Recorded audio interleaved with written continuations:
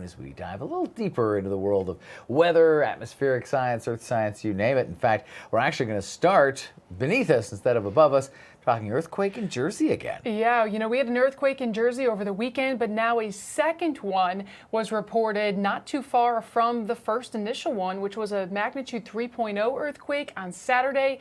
This other one was on Tuesday, which was a 2.7. So again, not strong on the scale. Some people definitely could feel the rumbles, but New Jersey was rattled by these small earthquakes that were felt across the tri-state area. So it was not something that was a big issue, but of course, we definitely had those two earthquakes there in Jersey, and earthquakes is something else we'll talk about that caused some other issues across the world later on as we get through the show. Yeah, it's interesting, sometimes the ripple effect of these things, obviously the earth shifting is a big deal and it can cause other problems as well. So we'll circle back to that in a little bit. And to have those two very close together like that is not all that unusual. Aftershocks, things settling, things like that. But to have a 2.7 and a 3.0 back to back like that, that's certainly noteworthy to say the very least. Let's go talk about a massive wildfire scorching thousands of acres so far. Firefighters are bracing for gusty winds to potentially fuel the flames even further this week.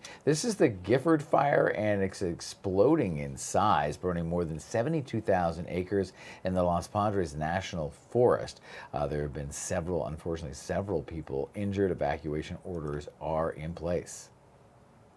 Humidity, high temperatures, wind influence in alignment with drainages, that just allows for a perfect mixture that creates extreme fire behavior. Nearly 2,000 firefighters, along with helicopters, air tankers, all working to stop the flames, but thick brush and rugged terrain are creating some disastrous conditions for crews. Just a reminder that the Canadian wildfires that we're dealing with are not in any way the only wildfires raging across the continent.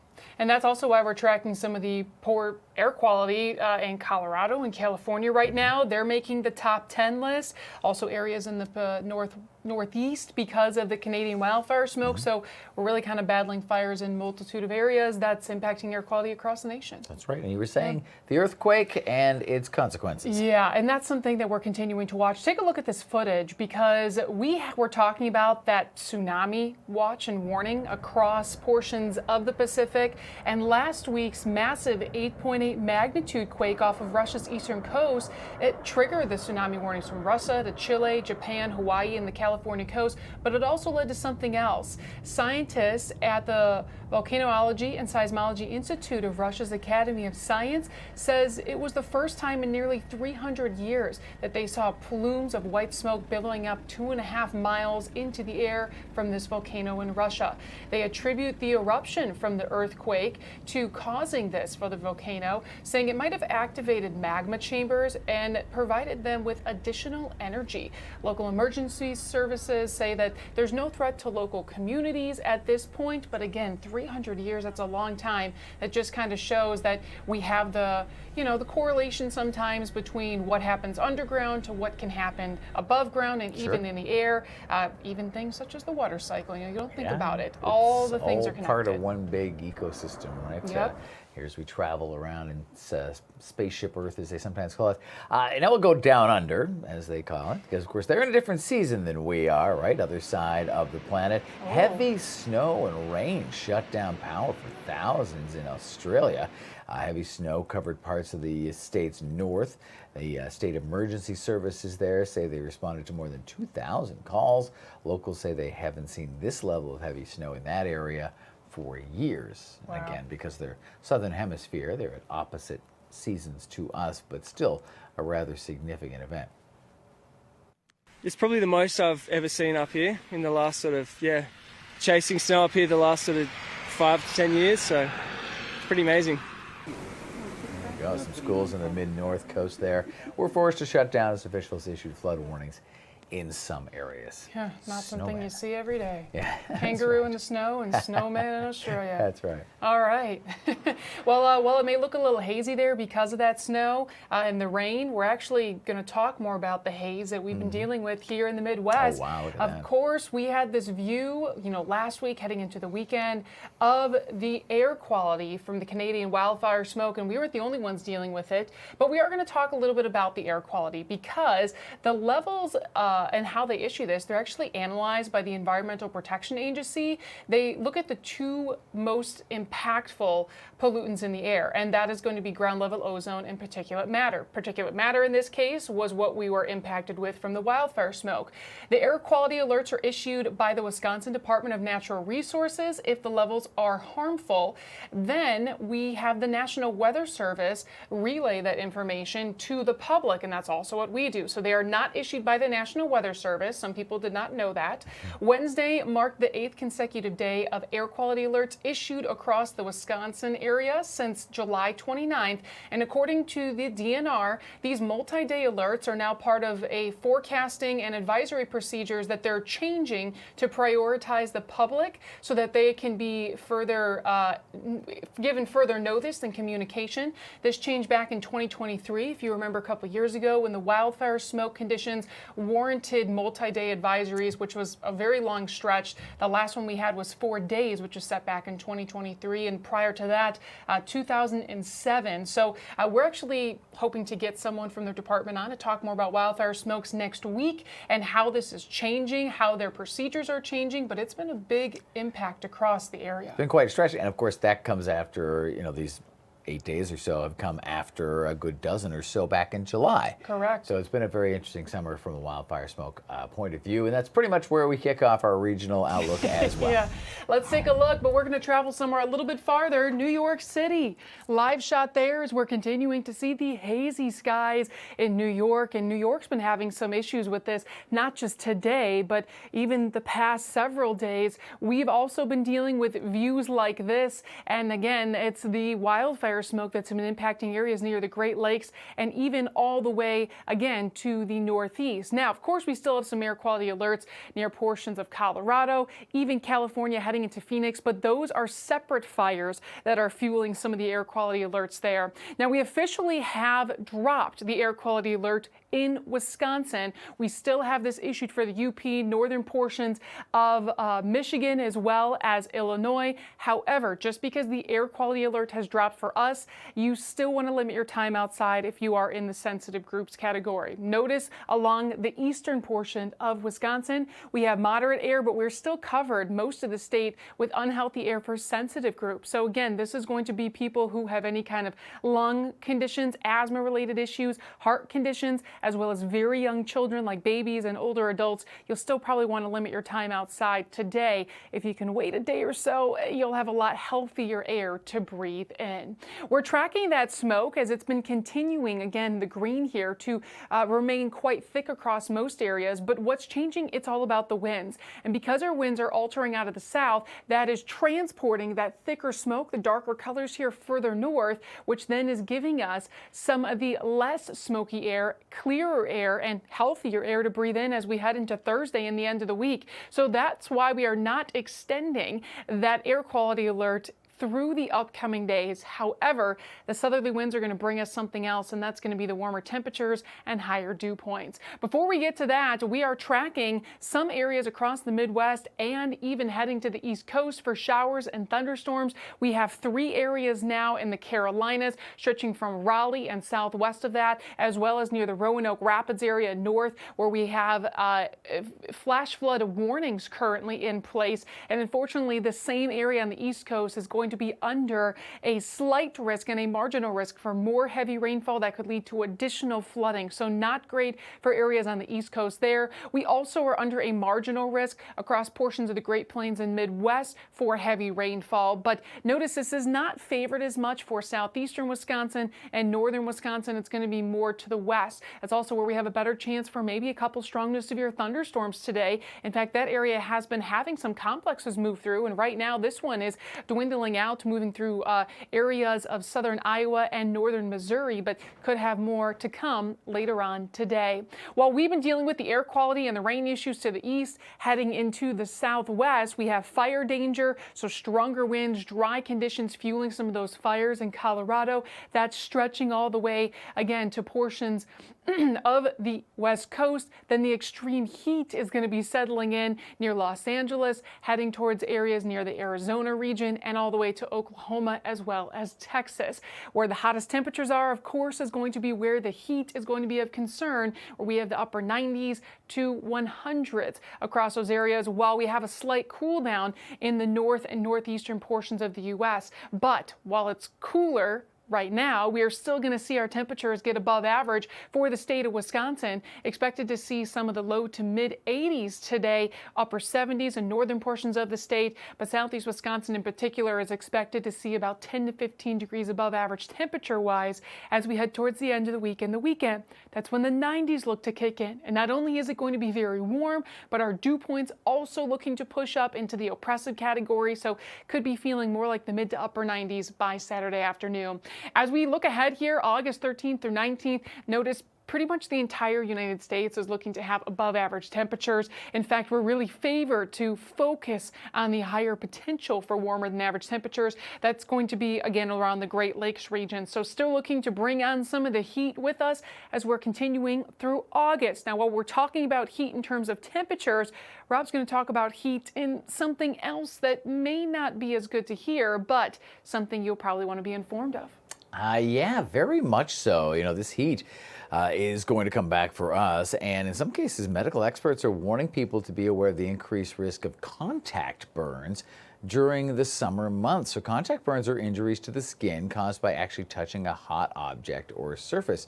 Doctors treat a lot more of these types, of course, this time of year when the pavement, playground equipment, things like that get particularly hot from being out in the sun, even certain cars, depending on what your car is made out of. Physicians say when the temperature climbs, not only do they treat more burn injuries than usual, the seriousness of those burns usually goes up as well. They say people of all ages should be cautious about what they touch when they spend time outdoors.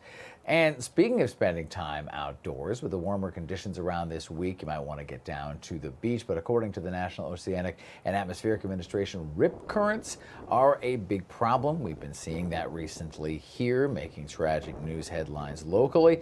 And unfortunately, they do kill about 100 people every year. Now, if you ever get caught in a rip current, there are a few things you can do. Most importantly, you need to try to stay calm. Rip currents will not pull you underwater, but they will pull you away from shore. So do not swim against the rip current. Instead, try to swim parallel to the shoreline until you get out of that rip current. Then do your best to follow the breaking waves back to shore. Can't stress that enough, Lisa. The beach hazards are something you have to really be very aware of, as we've unfortunately learned the hard way in the last few days here. Yeah, and you know, some of the beaches, they don't post signs. So again, staying up with your Fox 6 weather experts, where we'll inform you if we have beach hazards, making sure you look at the forecast on your own as well before you head out to the beaches. But I do see a lot of people heading out with the warmer weather coming up this week. Right, so please take care of yourselves. We'll be back. We have more Wisconsin weather experts in just a couple of minutes right here on Fox Local.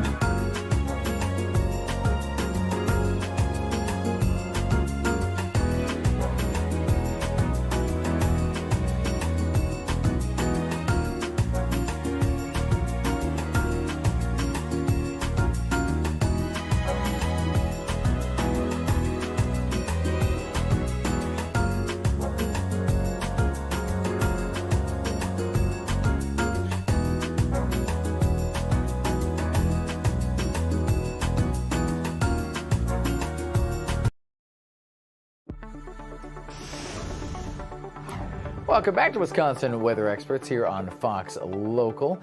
It's that time of year when the hurricane season typically starts to ramp up. We've been off to a relatively slow Atlantic season. The Pacific season is ticking along pretty quickly. But Tropical Storm Dexter is now continuing to move away from the U.S. The National Hurricane Center is continuing to monitor the area of disturbed weather just off the southeast coast and the central Atlantic Ocean that could develop into tropical depressions later this week or this weekend. This is the same frontal boundary that helped to spawn Tropical Storm Dexter. That could form another area of low pressure in the next few days. National Hurricane Center is tracking yet another disturbance farther away between Africa and the Caribbean. There won't be a concern for that system for about a week or so. We're keeping an eye on the Atlantic as conditions again become more favorable for tropical development, which is average for this time of year in the Atlantic. It's going to be a much busier map, and I would expect to see even more of that activity centered around the Caribbean, the Gulf, as we get later into the season. That's where the activity tends to spike, with that very warm surface water being one of the key ingredients. An affordable housing community is being built just outside of Tampa, Florida, not only giving the residents there, or future residents, a place to live, it's also giving them a little hope for a happier future. We've got more with Fox's Even Moon. A blueprint for safer, stronger homes is coming to life in Brandon.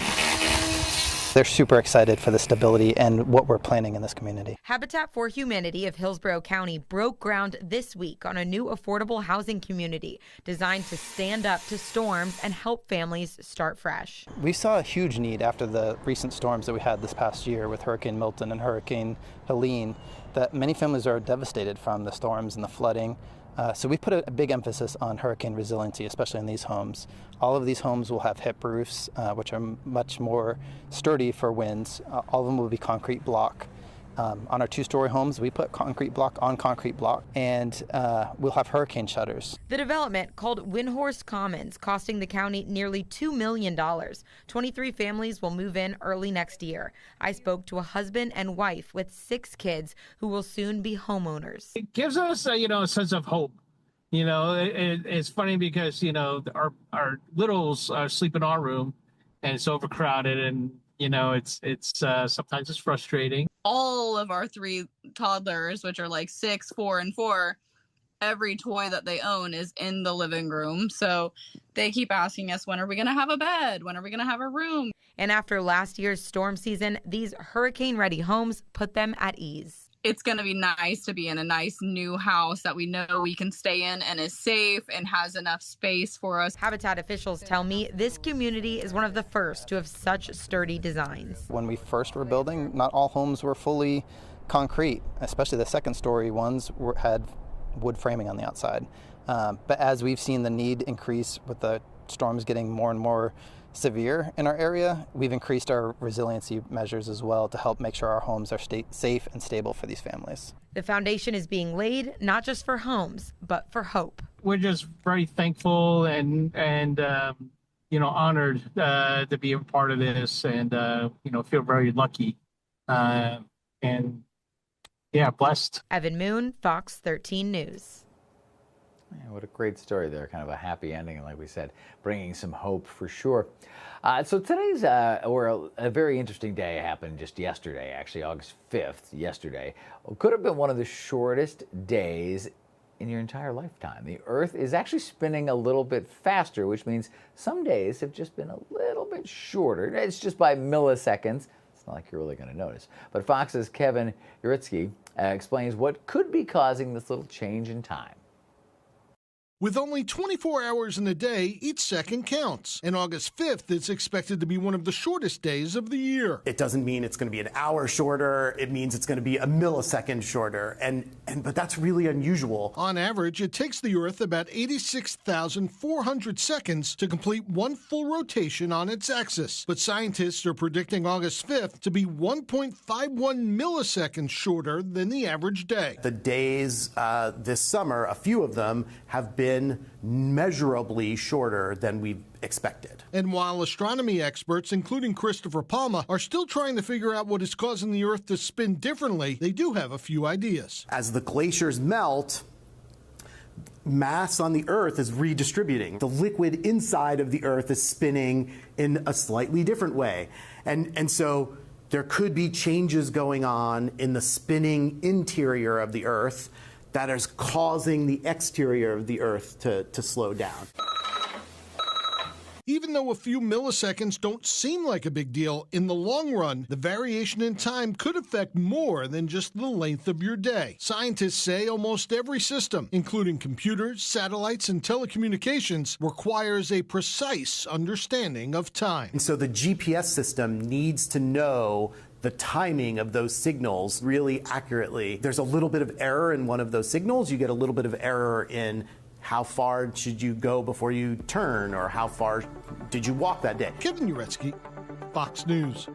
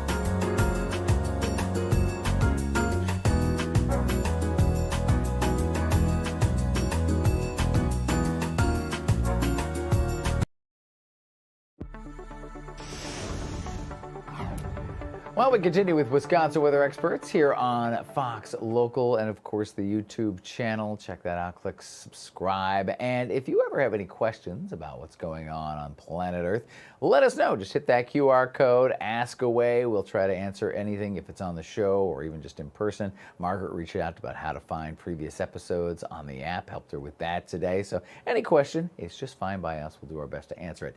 Now, there's a man on a mission. He's trying to advance the future of food in space. Fox's Jordan Bowen has more on that. You could say Dr. Wagner Vendrami is over the moon about his next big project. It's an amazing opportunity to have a chance to fly this experiment again. My last one was 14 years ago with Atlantis. And so being back here at the Kennedy Space Center, is exciting. He's launching strawberry seeds, orchid seeds, and bahia grass seeds into space. The plants, they sense the microgravity environment as a sort of a stress, and they try to adjust to that kind of environment.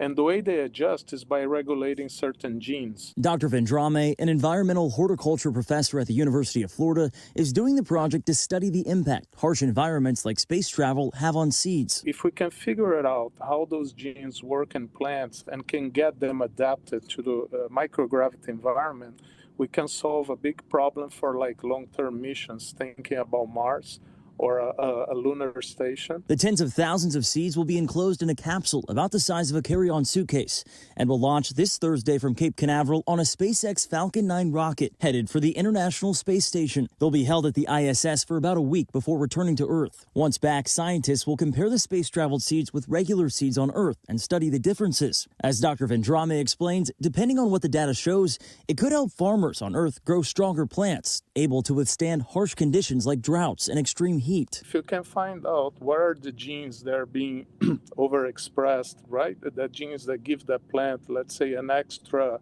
boost of tolerance to those stresses. Maybe you can isolate those genes, clone those genes, and insert those genes in other crops, making other crops also more resilient. Jordan Bowen, Fox 35 News.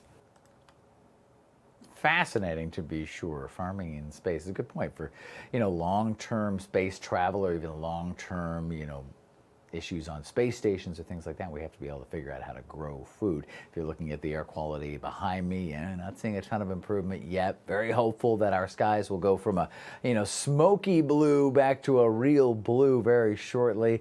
And, we talk about summers with a lot of joy and big smiles on our faces here in Wisconsin because we look forward to them so much. We need to have the smoke get out of the way so we can enjoy our beautiful days outside. Thank you so much for joining us here again on Wisconsin Weather Experts. We're here every day, Monday to Friday, on Fox Local and Fox 6 YouTube channel. Stay safe out there with this wildfire smoke. We'll see you tomorrow.